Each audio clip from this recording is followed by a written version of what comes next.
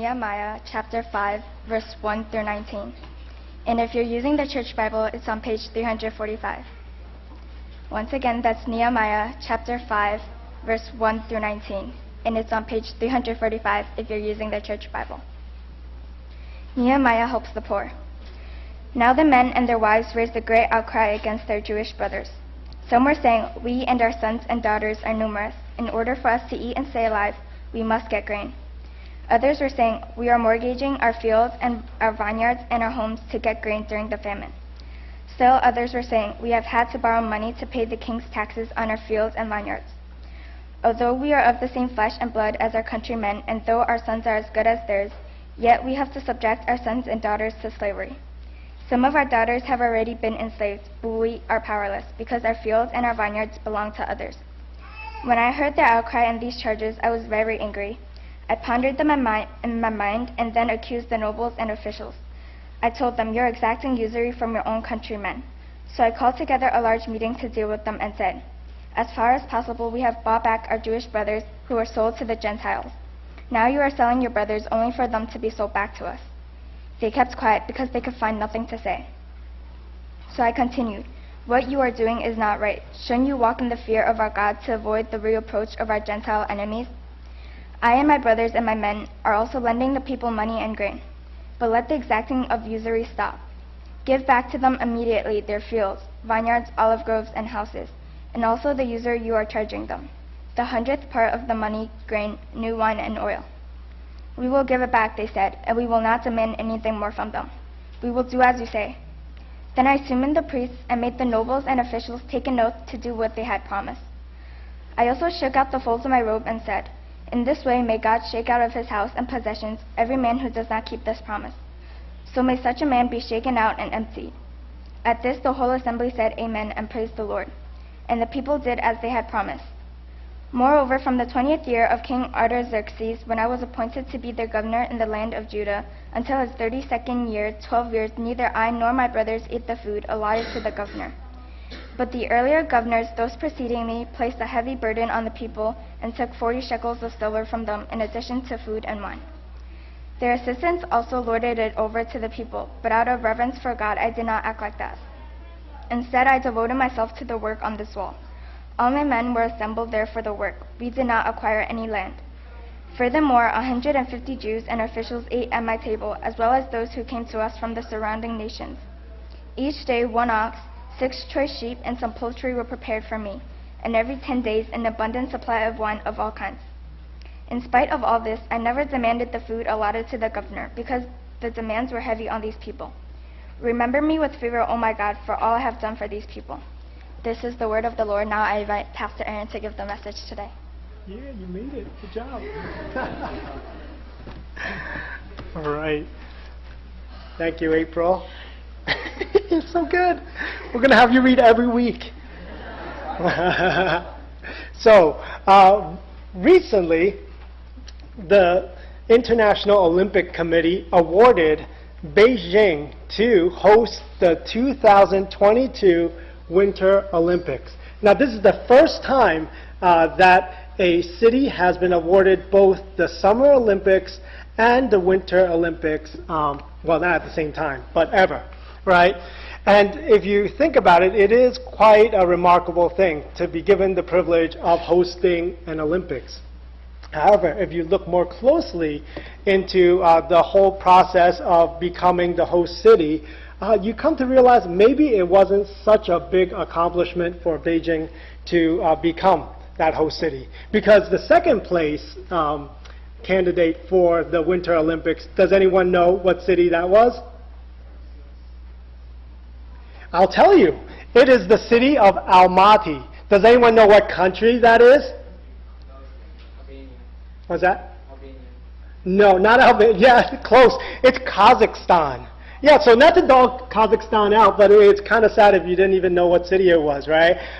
So the whole thing is, when it comes to hosting Olympic venues, it has become less and less of an attraction. Because in the past, it was thought that if we can host the Olympics, then tourism would increase and it would revitalize our city because of all the infrastructure that's built up as a result of it. However, there was one Olympics that completely devastated a city. Does anyone know what city that might be? What? No, Beijing got mad money, don't worry. Anybody? Pat? Atlanta, not Atlanta. Andy? It was in Greece. It was Athens, Greece. Let me show you a couple of pictures of what happened in Athens after the Olympics. This first picture, it would be good if I turned this on. This first picture is one of the Olympic pools. And now it is filled with rainwater and garbage as a result. This used to be the kayak, I don't know what that thing is called, where they do the rowing. Yeah? Okay? And they had all these dreams that after the Olympics, things were going to be great. After the Olympics, tourism was going to boom. We could have all these functions for these places. But now we've come to see these areas, which were Olympic venues, have now become ghost towns. It brings me to my point. And that is, it is easier to build a structure. It is easier to build buildings than to rebuild a culture. It is easier to build a building than to rebuild a people. Some years ago, there was a book that was written by a man named Ishmael Bea. And Ishmael had lived in Africa, and he was captured. Afterwards, when he was captured, he was given this choice. Either you become one of our child soldiers, or you can die. And so I guess it was a pretty easy decision for him. He became a child soldier. And for half the book was dedicated to speaking of the things that he had to do as a child soldier. And then he was rescued. You would think it's a happily ever after type of story. However, the second half of the book was that laborious and difficult rehabilitation process for him. Because even though they had the structure, they had a building for him to enter along with other child soldiers, what they came to find out was that after the child soldiers were brought back into a place that they thought was safety, they just kept on fighting. And they just kept on killing one another. And it took time, it took effort, and it took a lot of deliberate planning and care in order for those child soldiers to be fully back to becoming children again. And in a similar sort of way, as we come to Nehemiah 5, Nehemiah up to this point has been doing great. He's been rebuilding the wall, which is no small task. But now we come to see that it wasn't just the opposition on the outside that he had to deal with, but it was opposition on the inside. It might not have been easy to rebuild that structure, but it was far harder to rebuild a people. And what we're going to see here is what a leader does, what a person does when he comes to realize that not all is right in his community. And we're going to come to see how for us, as we come to realize in our own communities, whether it might be our families, whether it might be our workplace, whether it might be school, whether it might be our church, how we ought to respond when we come to see that not all is right. I have one main point today, and that is this. The way that we ought to respond when we come to see a problem is identify the problem and be the solution. Now, some of you guys are like, whoa, that was deep. Not really. You're like, we pay you for that? Some of you guys are like, duh, right? Now, hear me out. It is so simple, and everyone knows this ever since kindergarten, that if there's a problem, you got to identify the problem and you got to solve it. It's not rocket science here. However, time and time again, we see that in church, in our families, wherever we are, there is this tendency, rather than identifying a problem, to simply ignore a problem. There's also a tendency, when we've even identified the problem, to hope that other people will bring a solution. But here in Nehemiah chapter 5, Nehemiah does something that every disciple of Jesus Christ, every person that wants to thrive and grow ought to do. And that is identify a problem and be the solution. So if you will, turn with me to Nehemiah chapter 5, beginning in verse 1, as we kind of lay out and unpack this and see how that might apply to our own lives. Chapter 5, verse 1, it reads, "Now the men and their wives raised a great outcry against their Jewish brothers. Some were saying, 'We and our sons and daughters are numerous. In order for us to eat and stay alive, we must get grain.' Others were saying, 'We are mortgaging our fields, our vineyards, our homes to get grain during the famine.' And still others were saying, 'We have had to borrow money to pay the king's tax on our fields and vineyards. Although we are of the same flesh and blood as our countrymen, and though our sons are as good as theirs, yet we have had to subject our sons and daughters to slavery. Some of our daughters have already been enslaved, but we are powerless because our fields and our vineyards belong to others." Now, here's the situation. The Jewish families were becoming destitute. They had no money to buy grain. They've had to mortgage their own homes, their property, having to borrow money in order to pay taxes on their property, which ultimately resulted not only in the losing of their homes, but the actual enslavement of their own children. Now, remember this. All these people came back as exiles in 3 different waves. By this time, when Nehemiah returns, it's that 3rd wave, right? Every single one of them have had the same sort of a heart's cry, and that is they want to return to restore the glory of the Lord in Israel. They came with a common purpose. However, as this vision died or faded into the background, so did the fear of the Lord. People started to live for themselves. People started to realize, hey, I can do pretty well here in Jerusalem. If only I was shrewd, if only I had different sorts of business practices. And here what Nehemiah is finding out is that when hard times came, instead of helping each other as a community, as a family ought to do, some of the people were taking advantage. And not only were they selling the grain at a high price, they were exacting interest, very high interest, so much so that people had fallen onto hard times. And the crazy thing is, Nehemiah is going to go on and he's going to say, look, these very people that have been sold are the people that we're buying back. And you keep doing this like it was some sort of racket. You're selling them back to us so that we can buy them back. This can't go on. Now, this economic oppression didn't happen overnight. But we better believe that no one did anything until Nehemiah came along.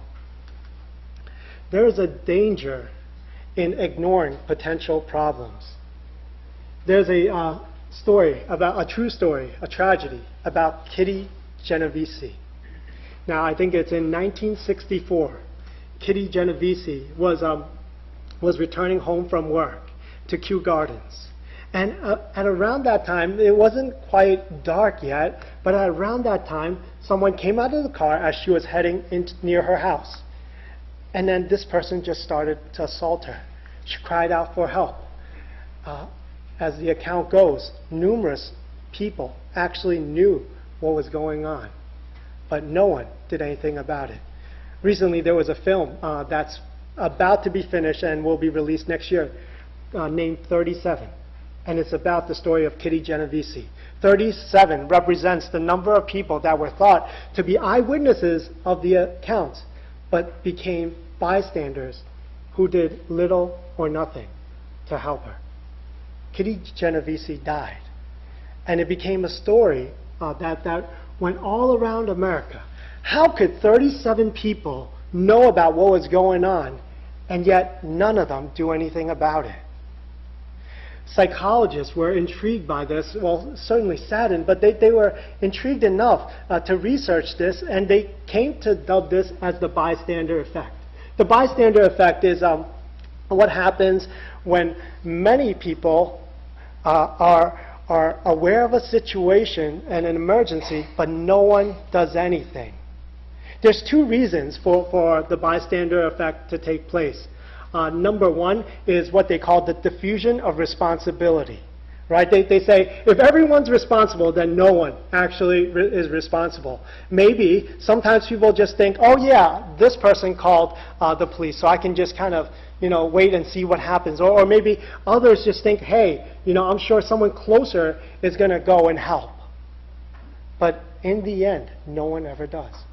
There's a second aspect of this in terms of the bystander effect, and that is the effect of social influence. Social influence is what happens when people know that other people know about it. But when they see other people not act, when they witness the inaction, it kind of sets the environment of saying this is the norm. This is how things are. This is how things ought to be.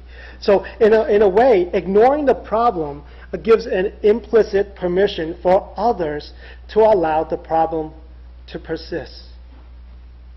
This is not just something that happened, I don't know how many, 1964, 51 years ago, is my math right? Or 49? I don't know. Should have done this earlier. 51? Okay, good. Yeah, that was sad. All right. But it is something that sticks with us here and now. The typical response in a church is to ignore a problem. And oftentimes, it's to our detriment. When we see something and don't do anything about it, it sets a culture for us to say, hey, maybe it's not so bad. In a previous ministry, when I first arrived, one of the things that I was really surprised by is how many crises surface, one after another.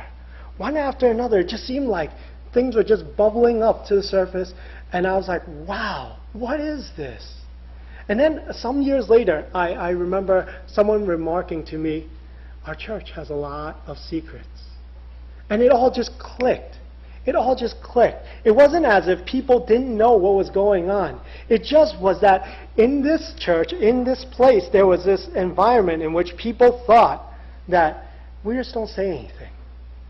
But as no one said anything, a culture developed that said, hey, it's okay as long as things don't come out into the open. But brothers and sisters, attitudes and actions don't happen in a vacuum. It's contagious. It spreads like a cancer. And if there is a culture that is unhealthy, the only way for it to become healthy is when you identify the problem. But not only do you identify the problem, you also have to be the solution. Look at what Nehemiah does when he sees what was happening. Read with me verse 6. He says, when I heard their outcry and these charges, I was very angry.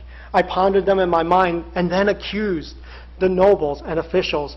I told them, you are exacting usury from your own countrymen. So I called together a large meeting to deal with them and said, as far as possible, we have brought back our Jewish brothers who were sold to the Gentiles. Now you're selling your brothers only for them to be sold back to us. They kept quiet because they could find nothing to say. And then he continued, what you're doing is not right. Shouldn't you walk in the fear of our God to avoid the reproach of our Gentile enemies? I and my brothers and my men are also lending the people money and grain. But let this exacting of usury stop. Give back to them immediately their fields, vineyards, olive groves, and houses, and also the usury you are charging them, the 100th part of the money, grain, new wine, and oil. And they said, we will give it back, and we will not demand anything more from them. We will do as you say. Now here, Nehemiah did something simple, but something that is completely necessary. Nehemiah called a foul.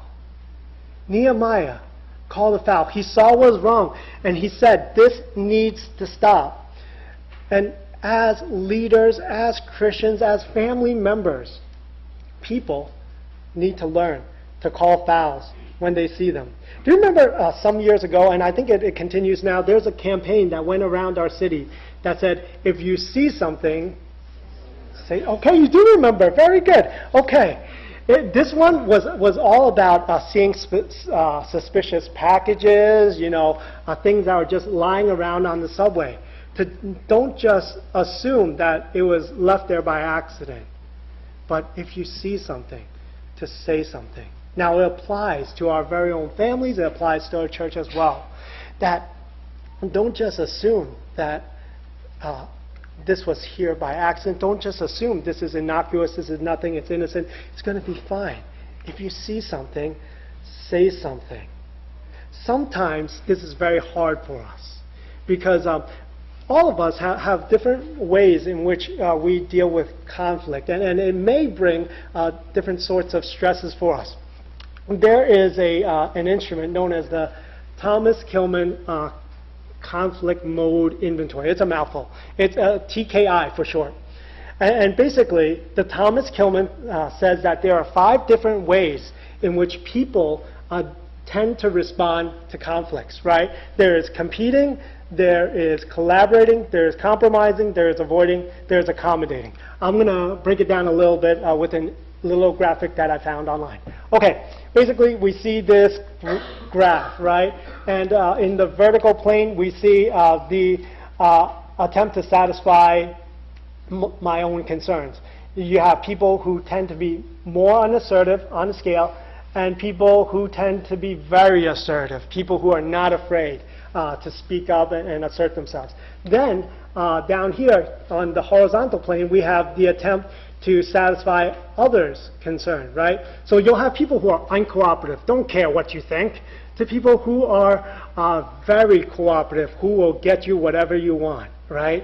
And depending on your response to others, your own concerns as well as others' concerns, it will put you at different places on this scale, and it will affect the way that you approach conflict.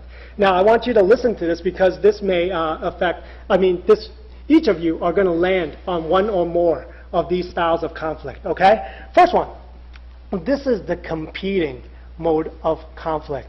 The goal is to win, right?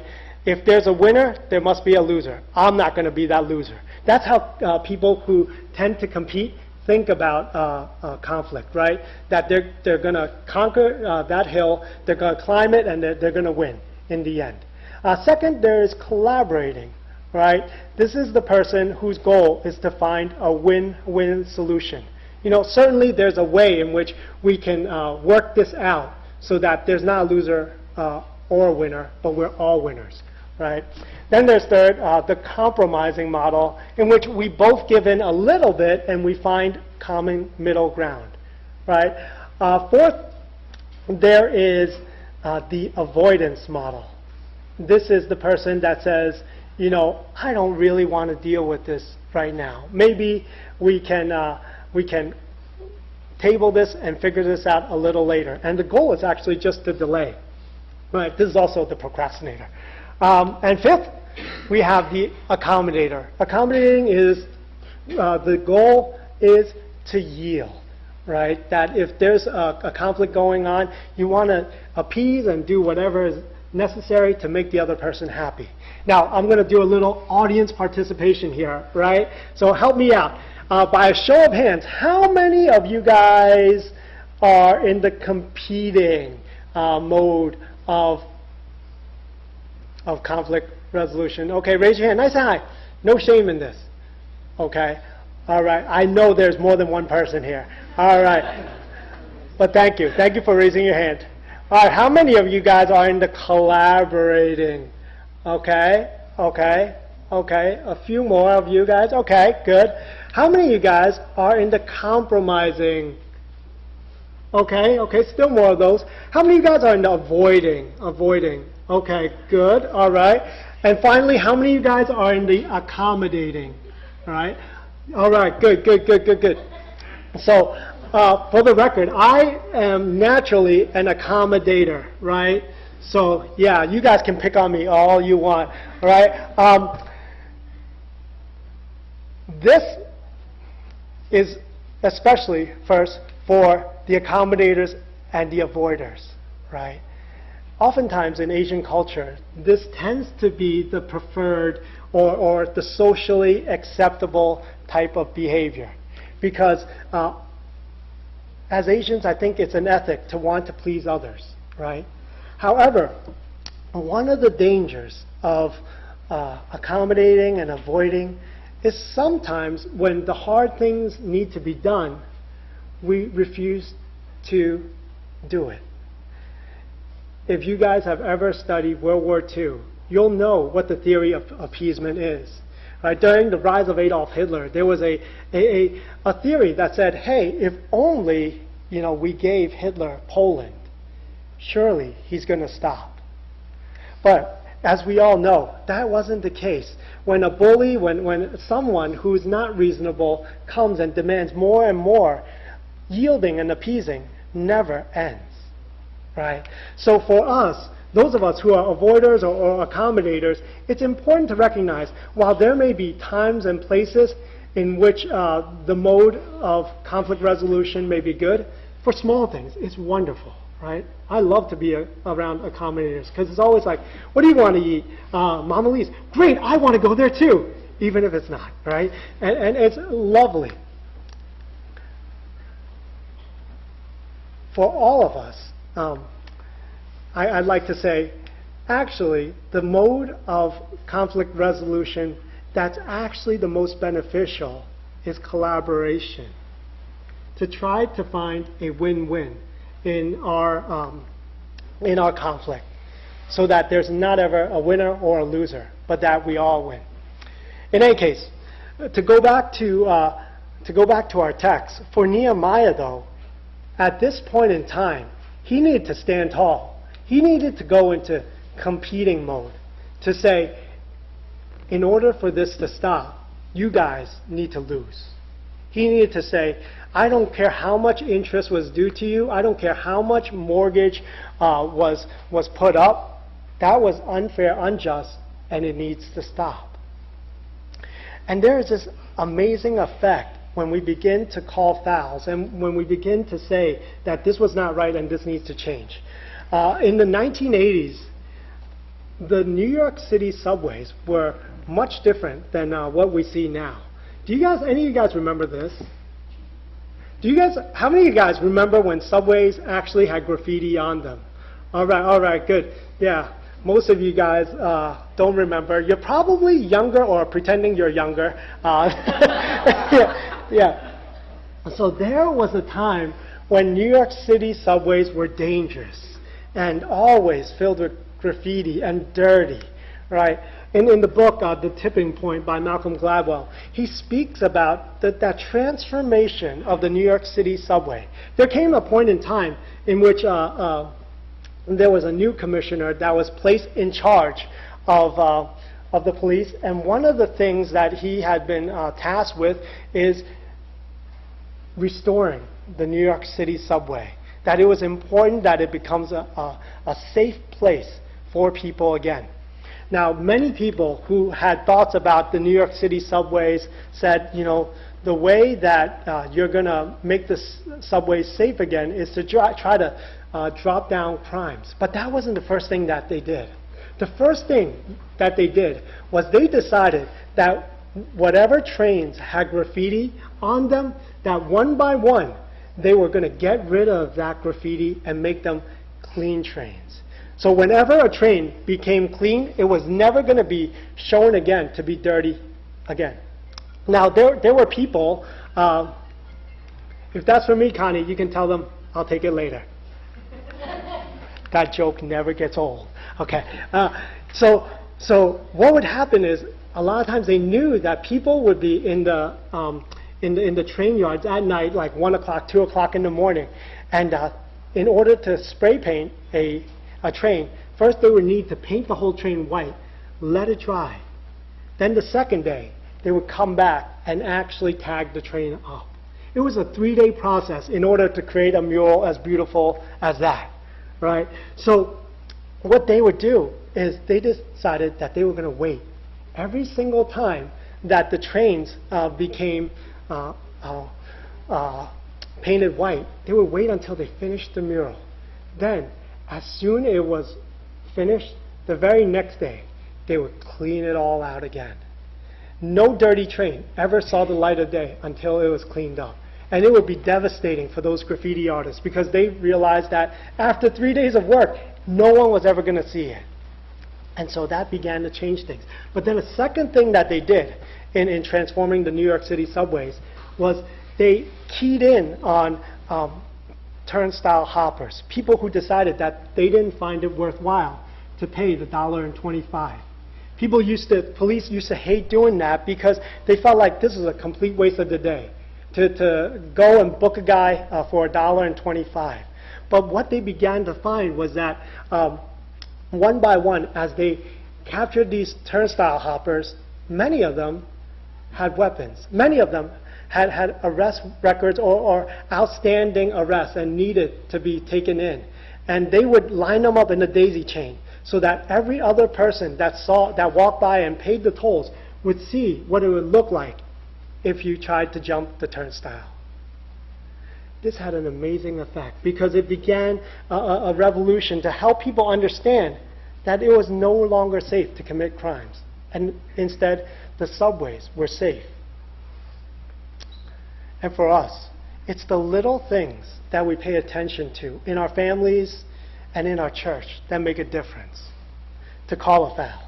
Nehemiah also had a second response. He did his part to do what was right. In verse 14 and verse 17, it lays it out. He says, "Moreover, from the 20th year of King Artaxerxes, when I was appointed to be their governor in the land of Judah, until his 32nd year, 12 years, neither I nor my brothers ate the food allotted to the governor."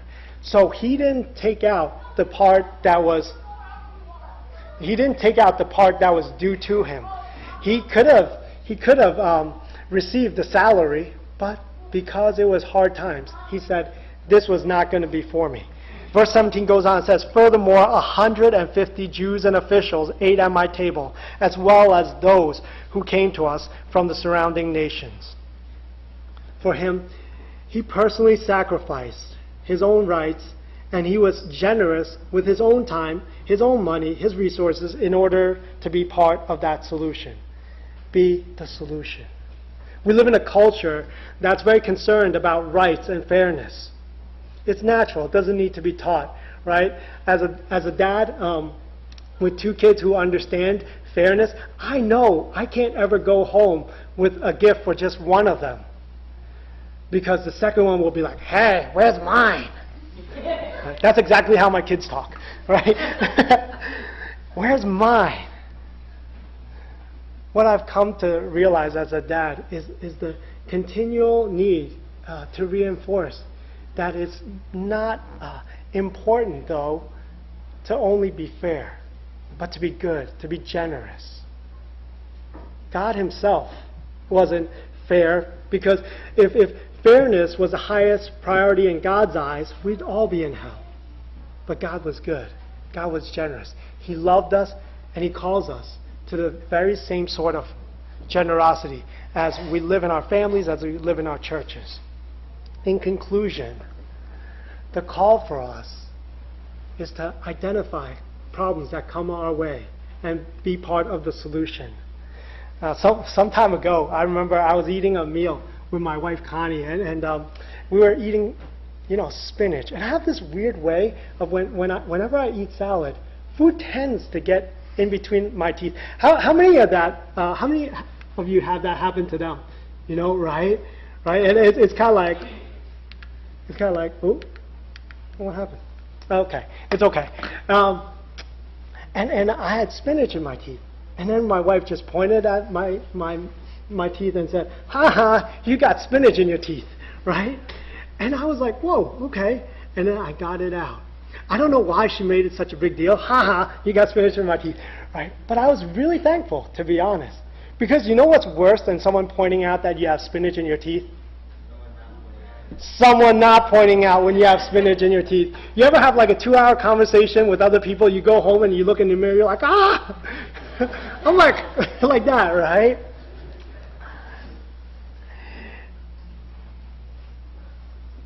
It's comparable to have someone point out the spinach in your teeth, to approaching a fellow Christian, to alert them about a flaw, a blemish, a sin, something that you know and is hurtful to them, to the community.